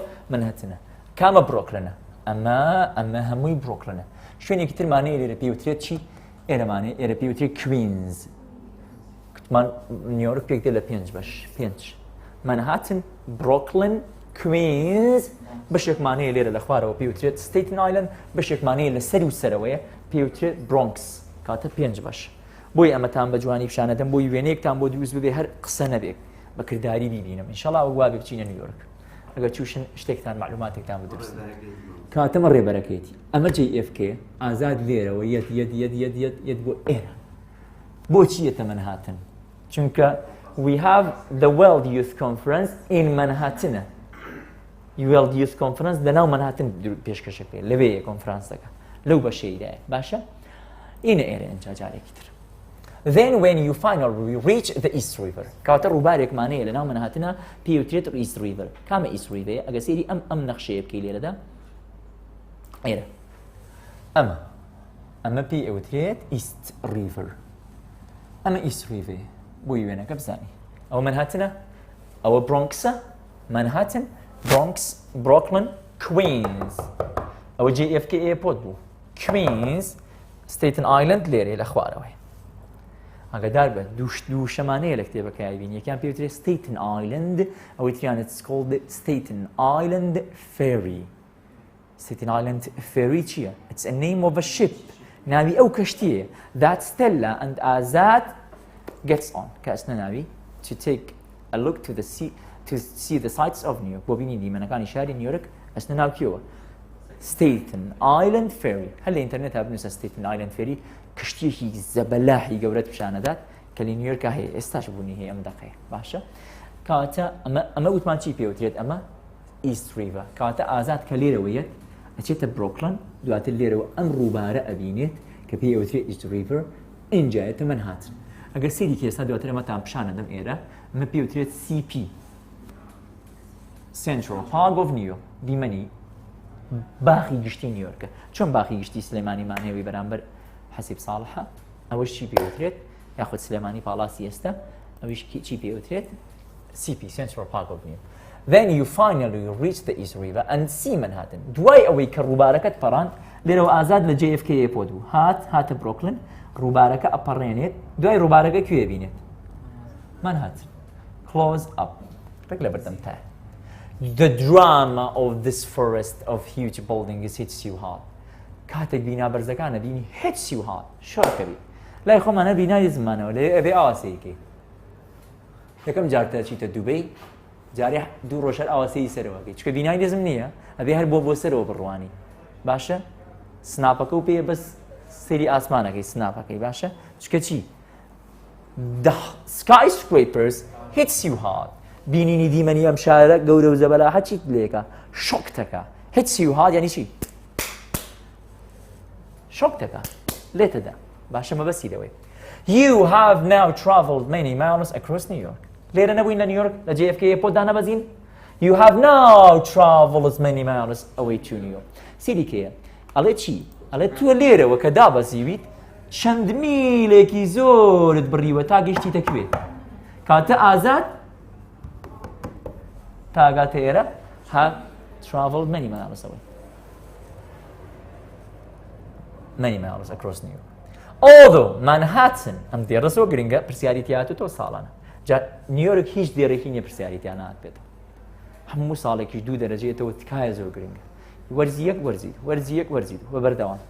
Manhattan chia is the oldest country and the most famous part. وبناوبانترين شوينه لكوي in New York لنيويورك ده. It's only one of the 5 boroughs. ياك لو بينج ناو تشاتونو ميسر بخوي كهمانه. كاتا چند جاو چمانه 1 2 3 4 5 باش. The one that you have been crossing ever since the airport is Brooklyn. أو يكم جار كجيشتي تناوي وبينيد مطارك كوي بو شوينه بيلن كوي. بيلن بروكلين. كاتا چی معنی؟ Manhattan Brooklyn اوانی ترچی Queens Bronx Staten Island چند باشه؟ 5 باشه جواب به هر 5 باشه کدام شام بوی که ببینه اما منهاتن بو وایا او منهاتن اما نزیکیه کمون بیوتری منهاتن اما منهاتن باشه اما منهاتن ئەمە برۆکلن فراوانە گەورەیە ئەم ماوسەی کە بەدەوریانە ئەمەون برۆکلن و بە JFK ئێپۆت شێو کە لێرە هەمانە باشە دوای ئەوە وتی چیمانێ وتی کوینزمانێ ئێرە پێوترێ چی ئێرە پێوترێ کوینز هانووسراوە the borough of Queens ئەوەتە ئەو شوێنەی کە ماوسەکەی لەسەرە ها ئەوەت ئێرە کوینزی پێوترێ ئێرە ئەم منتیقەی کوینزی پێوترێ هینە سەرەوە برۆنکس نووسراوە لێرە ها ئەگەر سەیری ئێرەکەیت ئێرە نووسراوە برۆنکس ئاوت the Bronx ئەم بەڕەیە ئەم ناوچەیە برۆنکسی پێوترێت یەک شوێنمان ماوە پێوترێت ستیتن ئایلند ئەکەوێتە خواری کوێوە ئەکەوێتە بەشی خوارەوەی کوێوە بەشی خوارەوەی مناتنەوە کە ئێرە ئەکات تا ئەوت ئەم بەڕەفراوانە ئێرە ئەم گەورەیە ئەمە هەر هەمووی ئەگەر سری ئێرەکەی ڕێک نووساوە ستیتن ئایلند ئێرە ستیتن ئایلندە هەر هەمووی بەتەنها بەس ئێرە هەمووی ستیتن ئایلند دواتر ئینشاڵڵا باسی هینەکەم لێرەدا ناوی شوێنەکانتان پیشانە دەم هەر هەمویان ستاچی ئۆف لیبرتی ESB Empire State Building Central Park هەمووی لە نزیک و ئێستا باسی یەکەین و پیشانتانە دەم باشە بۆ ئیلانی کەم کاتێک کە سعید کرد بۆ سعیکردنەکەت کەمێک ئاسانتر بێ یاخود خۆشتر تێ بگەیت together یعنی چی which means that the 5 birds that we have هەر 5 ناوچە ئۆتۆنۆمیە سەربەخۆکە بێکەوە هەر 5یان دانەیەکیان نا چەند دانەیان هەر 5یان they form a city شارێک پێگەێنن کە ژمارەی دانیشتوانی و شارە چەند کەسە more than زیاترە لە چەند ملیۆن کەس 8 ملیۆن کەس with an enormous mixture of cultures, traditions and human activities of every sort ناو شارەکەدا کەلتور و نەتەوە و خەڵکی جیاوازی دیە باسی لە مێژوو شارەکە ئەکەین 4 centuries ago around 1600 around 70th century ساڵانی 1600 باسەکەین واتە سەرەتاکانی ساڵانی 1600 کاکاتە سەدەی 17 باشە منهاتن just 13 miles long ئەم پرسیارە ساڵی 2022 خولی یەک و ساڵی 2021 خولی یەک هەمان پرسیار هاتۆتەوە هەمان پرسیار یەک تۆز دەخەکە گۆڕانکاری لەسەراتەوە گینا وەڵامەکەی هەرێشتە چەندێک بۆم شوێنە ئەم شوێنەی کە منهاتن ئەیبینی منهاتن was just سێری منهاتن کەرەوە دووبارە کەوتمان منهاتن مەبەسم لەکوێ مەبەسم لە ئێرێ ڕێک مەبەستم لە ئێرێ ئێرە ها ئەم بەشە ها لە ئێرەوە لەم لووتکەوە ئاواهی وەرە تا ئێرە ئاوا just 13 ئەڵێم سیانزە ناڵێم سی 30 یعنی سی 13 یعنی سیانزە باشە 13 miles long سیانزە میل درێژە less than کەمتر لە 2 میل یعنی چی یعنی 3 کیلۆمەتر چونکە 1 میل 3.2 کیلۆمەترەکە 1 میل 1.6 کیلۆمەترێکە باشە سیارێکت پێ ئەمریکیە مۆدێلەکەی ئەگەر لە 40 مایل بڕۆی ینی 62-63 کیلۆمەتر ڕۆی لە ساعتێکە باشە 64 کیلۆمەتر ڕۆی لە ساعتێکە ڕێک ئەگەر لەسەر میلی چلەکە بڕۆی باشە ئیتر حسابیکە ئەگەر 60 مایل بڕۆی 90 کیلۆمەتری ڕێگە ڕۆی لە ساعتێک ئیتر 100 مایل ڕۆی 160 کیلۆمەتر ڕۆی لە ساعتێکە لەبەرەوە حسابی ئەوەکە 13 miles long less than 2 miles wide ئەمە چییە درێژەکەی ئەوە نەبووە پانیەکەیشی ئەوە نەبووە کەی ئێستا 4 centuries ago ئێستا وایە نه 4 سەدەبەر لە ئێستاوا بوو حاڵە چی just 30 miles long and less than 2 miles wide was an island of woods ئێستا لە کۆندا ئەم شوێنی چی بووە an island of woods دار و درەخت fields streams that was home to Native Americans یەکەم کەس کە لەم شوێنە دانیشتەجێ بوون کێ بوون ئەمریکی ڕەسەنەکان کە لە پۆلی دای خوێندومانە و شەیەکمانەی پێوترێت سیۆ ئیندیەنس هیندیە سوورەکان بەتایبەت کە ئەمریکی ڕەسەنەکانەکەن then in 1625 چکایە کۆمەڵێک ساڵمانەیە کە ساڵ لێرەیە زۆر گرنگە پۆلی 12 زۆربەی زۆری ژمارە ساڵ بەروارە کە زۆر گرنگن کۆمەڵێک ساڵ و ژمارەی زۆر ئەخوێنیت کە هەر لەم بەشەدا تقریبا 5-6 ساڵمانەیە سێریکە 1625 1664 1776 before 1800 وابزانم زۆرم خوێندوە بە تەواوی نەکەین 1830 1970s لێرە 1 2 3 4 5 6 ساڵە هەیە جامە بیفۆرمان هەیە و ئافتەشمان هەیە after 1800 پێش ساڵی 1800 دوای ساڵی 1800مان هەیە 1 2 3 4 5 6 7 ساڵمان هەیە بەس دێرە بەس دەم بەشە بچووکەدا و یەک شتی تریشمان ماوە بورن 1931 ئەوشمان هەیە بەڵێ the date that ESB was opened.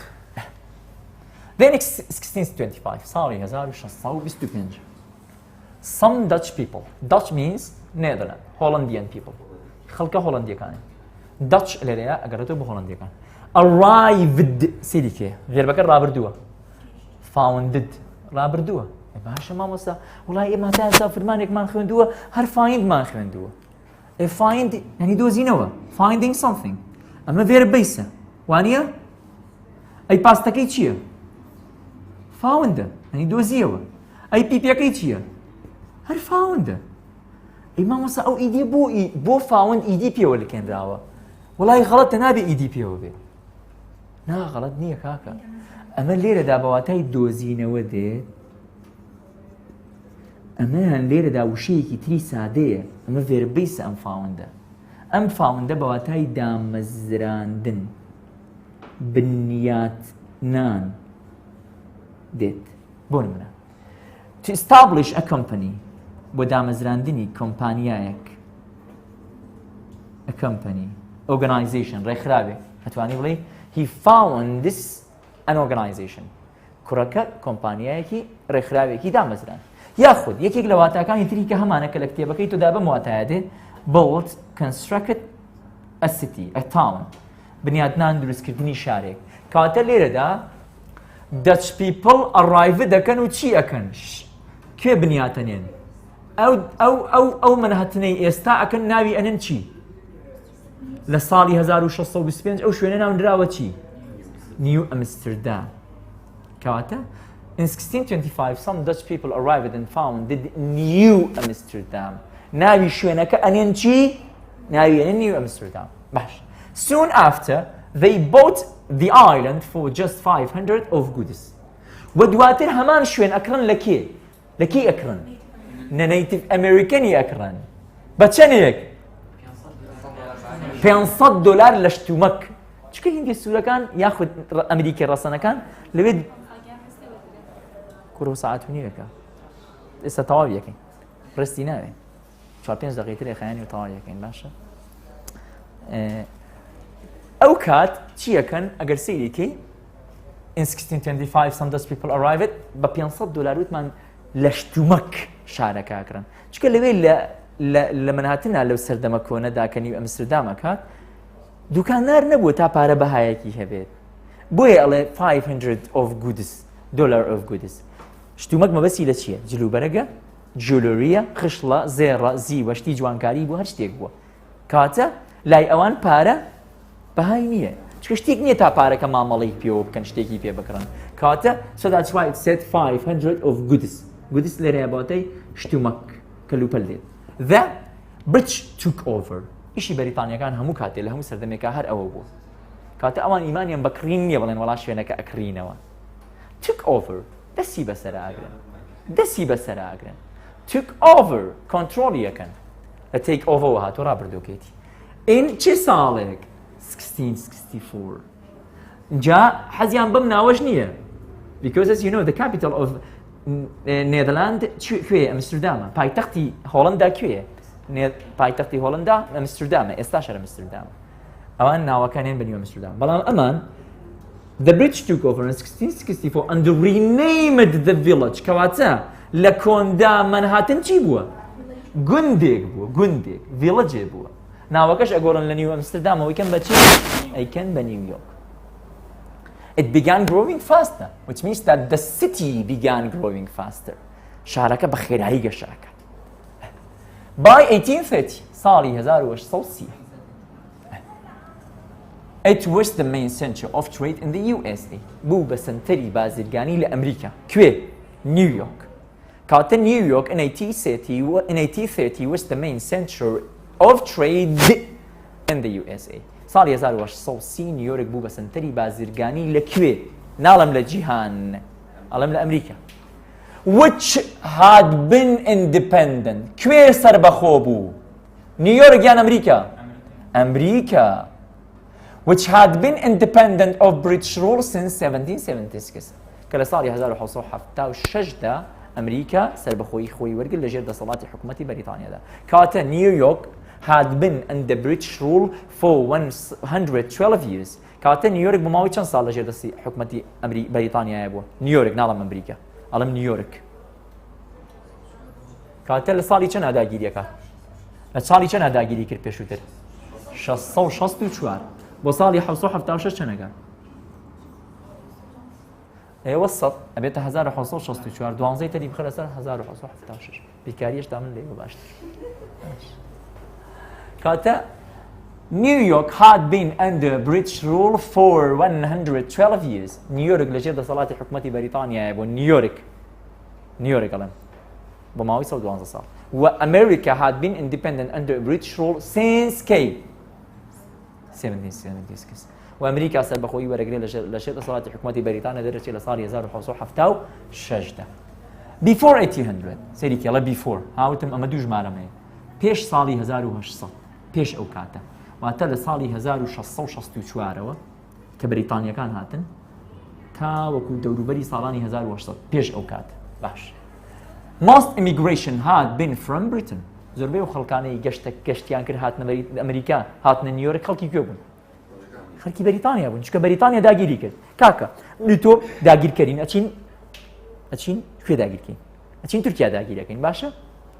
کە بۆمان داگیر ناگرێت ئەچین داگیریەکەین کە داگیرمان کرد خەڵکی تووریگەێنی لێدا بنیشن یا خەڵکی کوردەهێنی کورد دەبین وانە بۆی چی بۆی مۆرکێکی کوردایەتی هەبێت. لێرەشە بەریتانیا کە خاکی ئەمریکا داگیریەکات کێ ئەهێنێ؟ بەریتانیەکان ئەهێنێ بۆی ئەو شوێنە وەکو خاکێکی بەریتانیا لێبێ وەکو خاکێکی بەریتانی لێبێت. کاتە before 1800 most immigration had been from کوێ؟ پێش ساڵی 1800 زۆربەی ئەوانی کە کۆچیان کرد بۆ بەریتانیا هاتن immigration یعنی کۆچکردن کە ناون فنگە ناون پێسنەکەی چییە؟ ئیمیگرانت ینی منم کۆچبەرێکم مرۆڤێکم ئەو کەسەی کە کۆچەکات ئیمیگرانتی پێڵێن کردداری کۆچکردنەکە چی پێڵێن؟ ئیمیگریشنە بە ناون بە vێربیش ئیمیگریتە باشە؟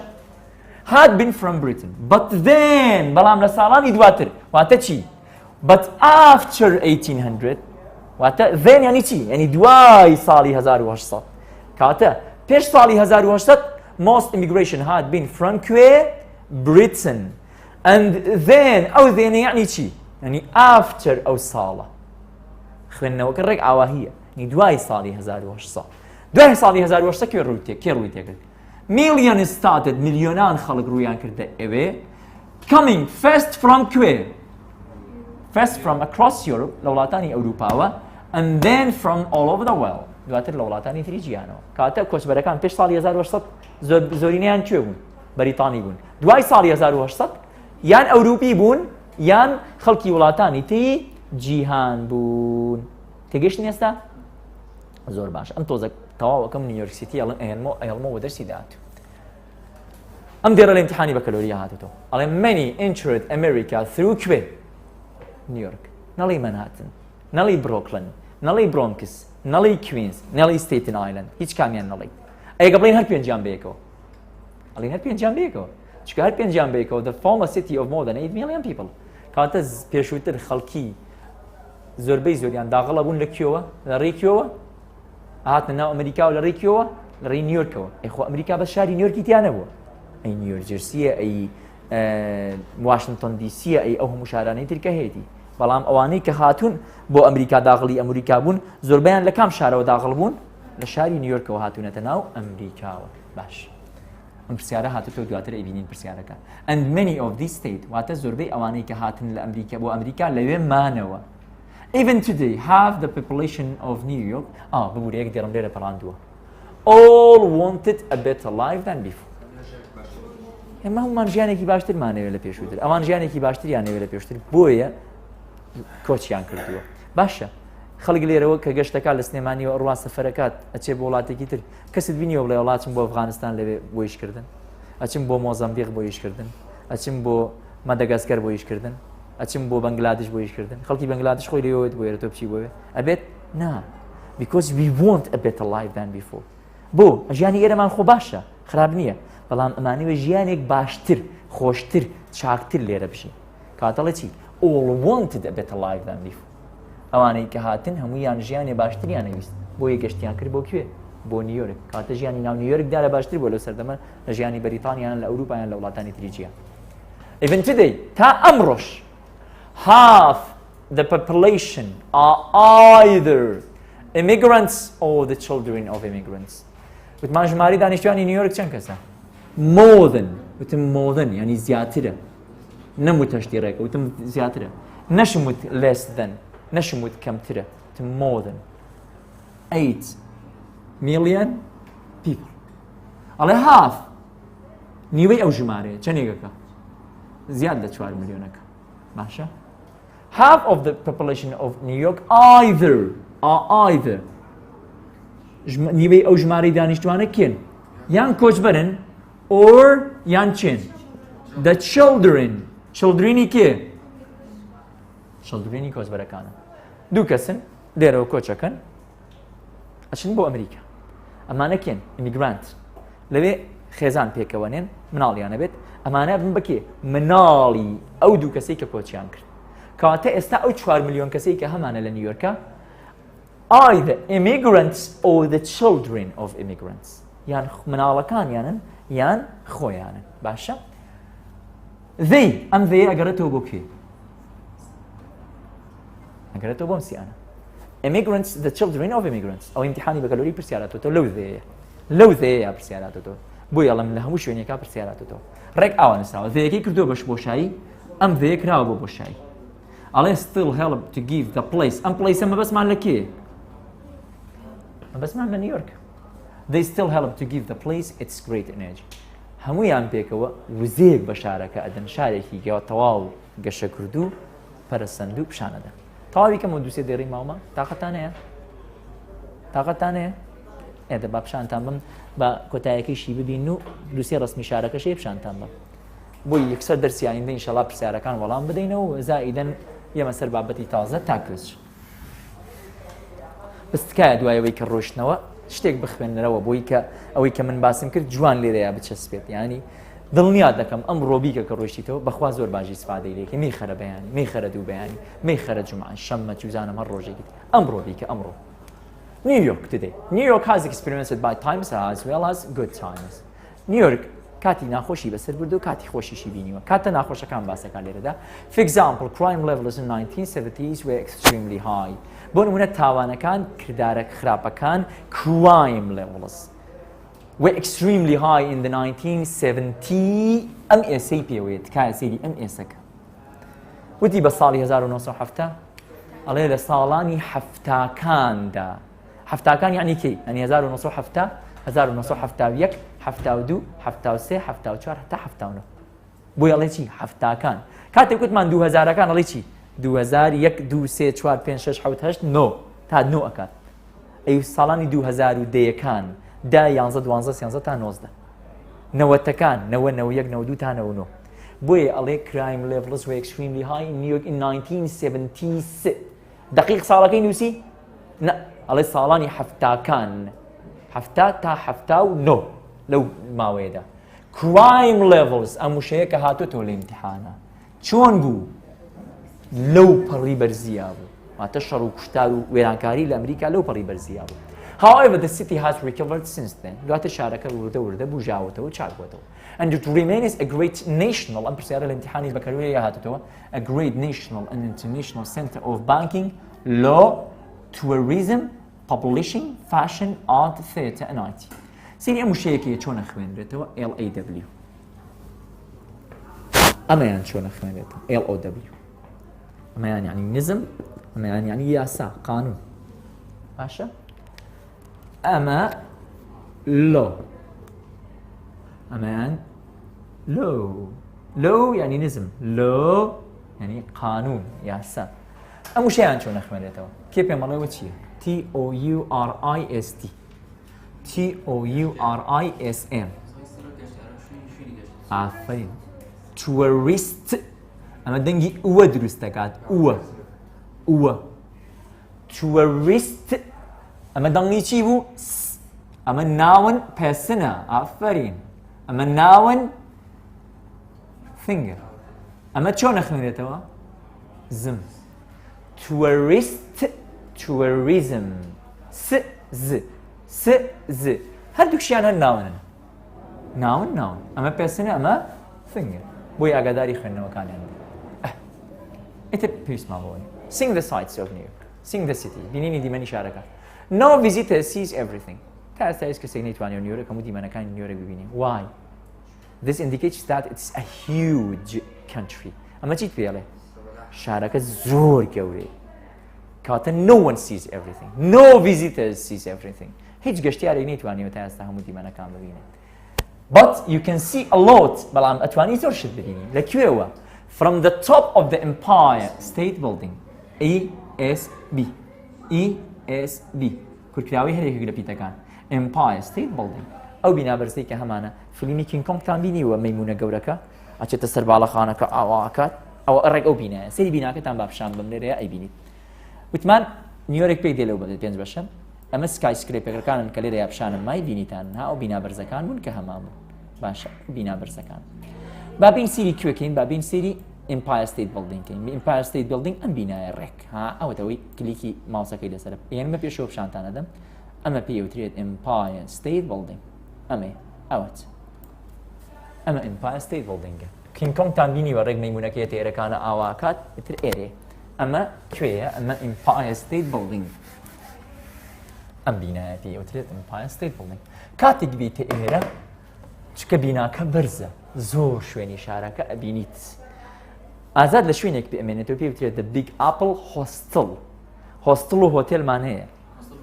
هۆستڵ بچووکە و هەرزانە باشە هۆتێل گرانترە ئەو شوێنی کە ئازاد قادر تیا ئەمێنێتەوە ڕێک ئێرێ ئەمە تایم سکوێر لە ئینتەرنێت لە تەلەڤیزیۆنە لیاخ لە مۆبایلەکانتان نەزۆر کاتێ تایم سکوێر شەقامە چوارڕیانەکەی نیویۆرکەوەی زۆر بەناوبانگە تر زۆربەی شوێنەکان ئەمە پێوترێت تایم سکوێر ئازاد ڕێک لە ئەم ناوەیە ئەمێنێتەوە لەم منتیقەیە ئێرە پێوترێت چی پێوترێت بیگ ئاپل هۆستڵ لێرەیە ئەمە کوێیە ئەمە سنترۆل پارکە ئەمە تایم سکوێر یەک تۆزی وەرە سەرتر ئێرە ئێستا شوێنێکتان پیشانەدەم پێوترێت کوێ سنترال پارک ئۆف نیویۆرک ئەوە باخی گشتی نیویۆرک ها چەند گەورەیە سێریکێ ها چەند گەورەیە ها نووسراوە سنترال پارک لە لای ئاوەکەوە نووسراوە مەنهاتن لێرە ئەمە سنترال پارک ئۆف نیویۆرکە باخی گشتی نیویۆرک ئێرەیە ئەمە هەمووی باخی گشتیە ئەمە هەمووی ئاوی تایە ڕووباری تایە تر گەورەیە بەجددی زۆر گەورەیە شوێنێکی ترمانەیە شڵای ئێستا پیشانتانەدەم باسیشی یەکەین پێوترێت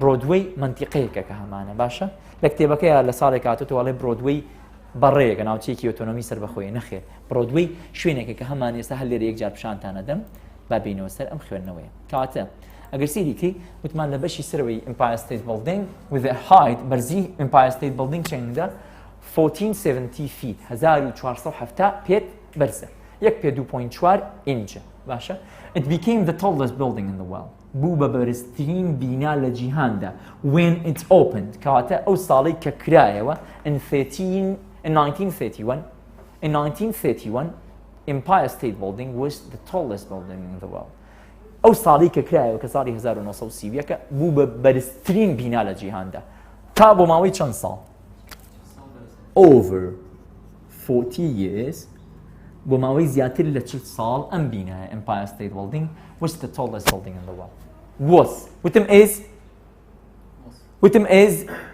وتم چی وتم was the tallest building یعنی لە ڕابردووە ئایا ئێستا بەرزترین بینای جیهانە no ئێستا بەرزترین بینا نییە بورجی خەلیفە ئێستا بەرزترین بینایە بەڵام لە ڕابردووە لە کۆندا 1931 till 1971 and over تا ساڵی 1930 چونکە لە 40 ساڵ بۆ سەرەوە 71 و تۆزێک زیاتری دەتوانی بڵێ بەرزترین بینا بووە لە جیهاندا باش and it has remained a great tourist attraction لێرەدا زەمانی ڕستەکە چیە پرێزنتە یان پاست هاس پرێزنتە کەواتە پرێزنتە هاس پرێزنت پێرفێکتە پرێزنتە ئاگادار بە و تا ئەم دەقێش ئاگادار بە چییە وەکو یەکێک لە سەرنجڕاکێشترین شوێنە گەشتیاریەکان ماوەتەوە کاتە لە ڕابردوودا شوێنێکی گەشتیاری بوو ئێستاش شوێنێکی سەرنجڕاکێشی گەشتیاریە بەڵام لە ڕابردوودا بەرزترین بینای جیهان بووە ئایا ئێستا بەرزترین بینای جیهانە نەخێر بەس لە ڕابردووە چکەم پرسیارە لە امتحانی بەکەلۆریا هاتوێتەوە بۆ ێوا بەوردی باسی یەکەم تکایە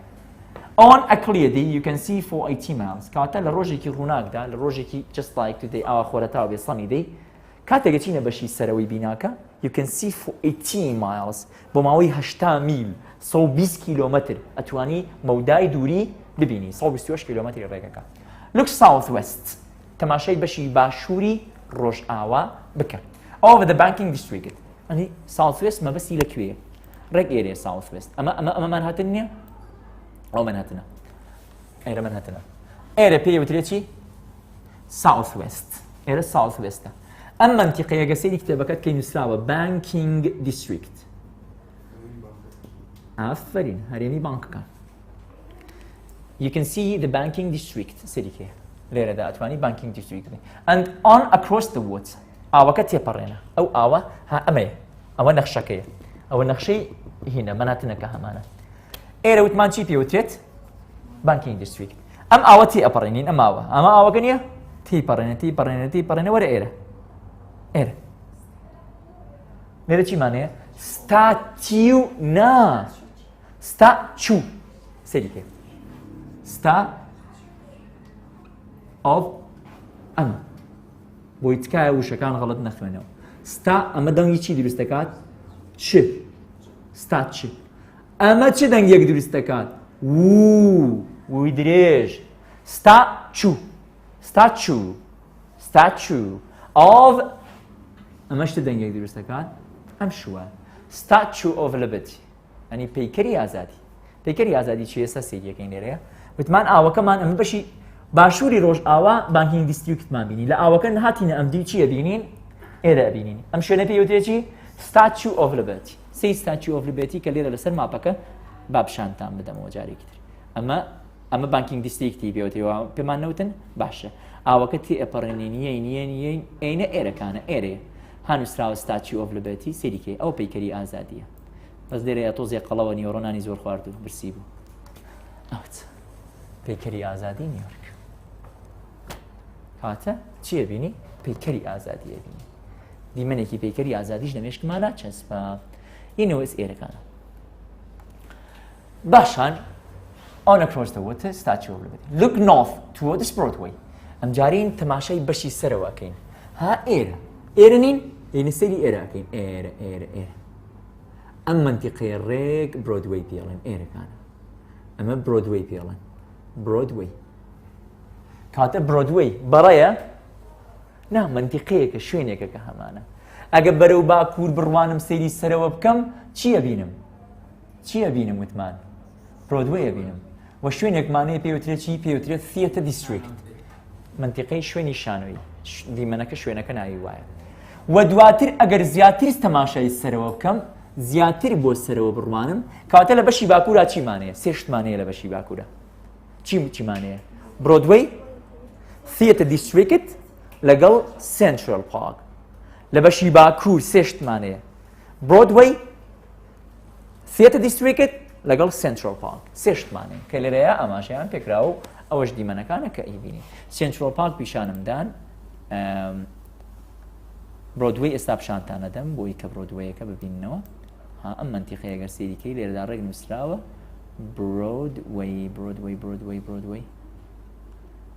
برۆدوەی گەڕێکێکە تقریبەن هەمانە